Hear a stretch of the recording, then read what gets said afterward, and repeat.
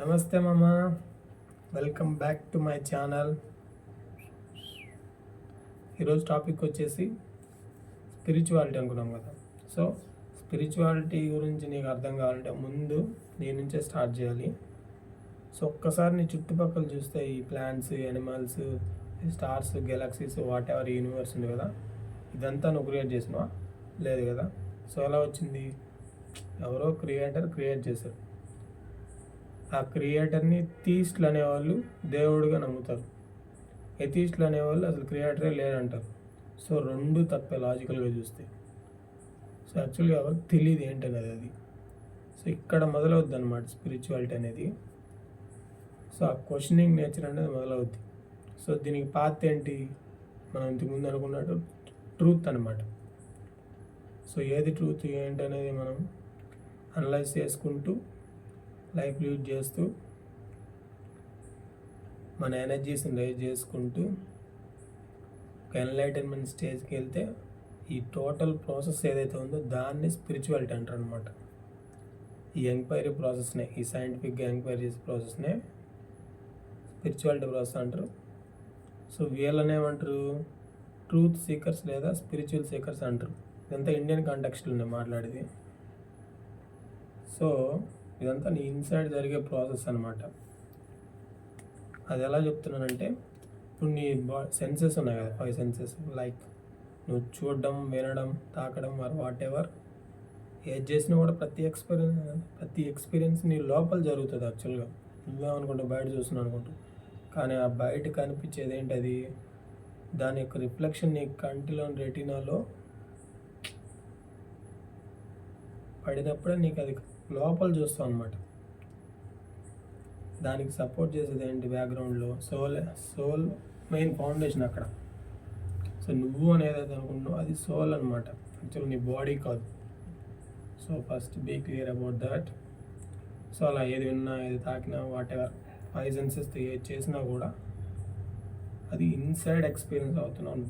So నీకున్న ఒకే ఒక possibility ఏంటి? ఎక్స్ప్లోరేషన్కి నీ ఇన్సైడ్ ఉండే సోల్ని ఎక్స్ప్లోర్ చేస్తే సరిపోతుంది అనమాట, ఎన్లైటన్మెంట్కి. సో దీనికి లాజిక్ ఏంటంటే, ఇప్పుడు ఫర్ ఎగ్జాంపుల్ యూనివర్స్ని ఒక మ్యాంగో అనుకున్నాం అనుకో, దాన్ని కొన్ని ముక్కలుగా, ఒక ప్లాంట్గా, ఒక యానిమల్గా, ఒక గర్ల్గా, ఒక బాయ్గా, నన్నుగా కోసామనుకో. సో నువ్వు ఏ ముక్క తిన్నా కూడా నీకు మ్యాంగోని ఎక్స్పీరియన్స్ చేసిన ఫీల్ వస్తుంది కదా. సో అలానే ప్రతి లివింగ్ బీయింగ్లో కూడా యూనివర్స్ యొక్క పార్ట్ ఉంటుంది అనమాట. జస్ట్ లైక్ ఇంకో ఎగ్జాంపుల్ ఏంటంటే, ఇప్పుడు ఒక హౌస్లో బ్రిక్ హౌస్ చూసుకున్నాం అనుకో, every brick is a part of house కదా. అంటే హౌస్ యొక్క పార్ట్ ఎంతో కొంత ఉంది కదా ప్రతి బ్రిక్లో, అలా అన్నమాట. అలా అని చెప్పి యానిమల్స్కి, బర్డ్స్కి, ప్లాంట్స్కి ఆ కెపాసిటీ ఉంటుందా ఎక్స్ప్లోరేషన్ కంటే? ఉండదు. ఎందుకంటే ఎవల్యూషన్లో మనకి మాత్రం బ్రెయిన్ అడ్వాన్స్ అయింది కాబట్టి ఓన్లీ వీఆర్ దట్, మనకి మాత్రం పాసిబిలిటీ ఉంది. సో ఇది ఎప్పుడు స్టార్ట్ చేయాలి యాక్చువల్గా ప్రాసెస్ అంటే? యాక్చువల్గా ఇది చిన్నప్పటి నుంచి స్టార్ట్ అవుద్ది, కాబట్టి మనకు ఐడియా ఉండదు అంతే. మనం చిన్నప్పుడే అనుకుంటాం మనకు సైకిల్ కావాలి, బైక్ కావాలి, అది కావాలి, ఇది కావాలి. నాకు కోరిక ఏదైతే ఉందో, ఎక్స్పాండ్ చేసుకోవాలనే కోరిక ఏదైతే ఉందో దాన్నే స్పిరిచువాలిటీ అంటారు అనమాట. బట్ కాకపోతే అన్కాన్షియస్గా జరుగుతుంది కాబట్టి మనకు ఐడియా ఉండదు, రాంగ్ రూట్లో పోతుంటుంది అనమాట, అత్యాస పాయింట్ ఆఫ్ వ్యూలో. అలా కాబట్టి కాన్షియస్గా వెళ్తే దాన్నే స్పిరిచువల్ ప్రాసెస్ అంటారు. సో ఎవరు ఎలిజిబుల్ దీనికంటే? Every human being is eligible. This was the highest form of, to reach ultimate, this is the main thing అనమాట. ఎందుకు ఇది హైయెస్ట్ లెవెల్ అంటే, మొన్న ఫర్ ఎగ్జాంపుల్ మొన్న అంబానీ రైట్ హ్యాండ్ ఒక ఆయనకి 70 crore ఆయనకి శాలరీ. అలాంటి ఆయన వదిలేసి లాస్ట్కి ఎసెటిక్గా కన్వర్ట్ అయ్యాడు అనమాట. ఎందుకు? That is the range of spirituality. So దీనికి మెయిన్ ఫౌండేషన్ ఏంటి? Truth and humanity. Okay. So దీనికి మనకి ఇండివిజువల్గా మనం చేయొచ్చా అంటే అవ్వచ్చు, but it is very difficult path. సరే, ఇంకా ఆల్టర్నేట్ ఏంటంటే గురూస్ ఉంటారు, but they are very strict. Values maintain చేస్తారు, వాళ్ళు చెప్పినట్టు చేయాలి. ఈ వెస్టర్న్ ఎడ్యుకేషన్ సిస్టమ్ ఉన్నట్టు ఉంటే కుదరదు అనమాట. నెక్స్ట్, దీని యొక్క అడ్వాంటేజ్ ఏంటి, డిసడ్వాంటేజ్ ఏంటి చూద్దాం. డిసడ్వాంటేజెస్ ఏంటంటే, ఇందులో కానీ దిగామనుకో సొసైటీ ప్రెజర్ అనేది పడుతుంది నీ మీద ఫస్ట్. అండ్ నెక్స్ట్ ఏంటంటే, నీ ఐడెంటిటీస్ని నువ్వు వదులుకోవాల్సి వస్తుంది. ఐడెంటిటీస్ అంటే ఏంటంటే, నీ పేరు, నీ యొక్క క్యాస్ట్, నీ రిలీజను, నీ రీజన్, నీ స్టేట్, నీ country.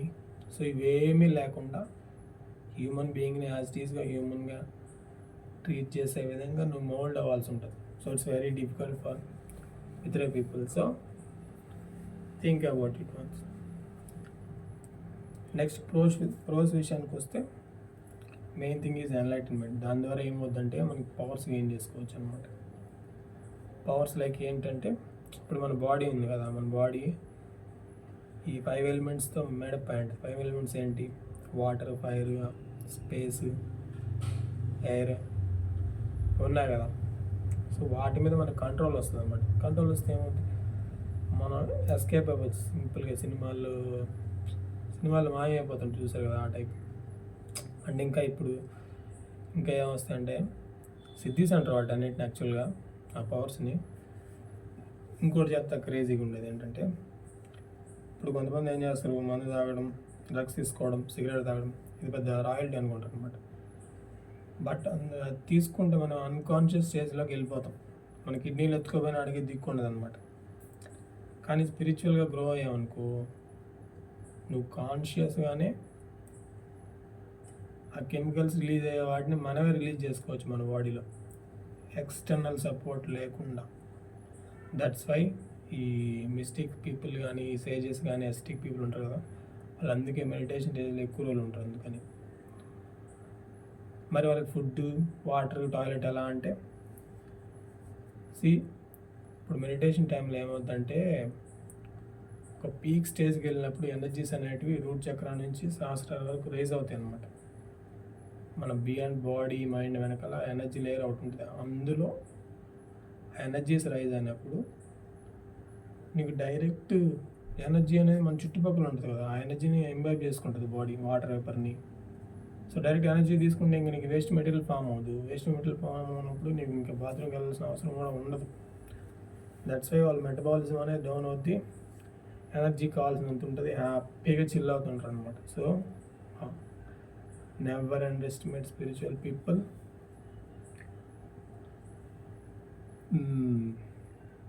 So this is all about spirituality.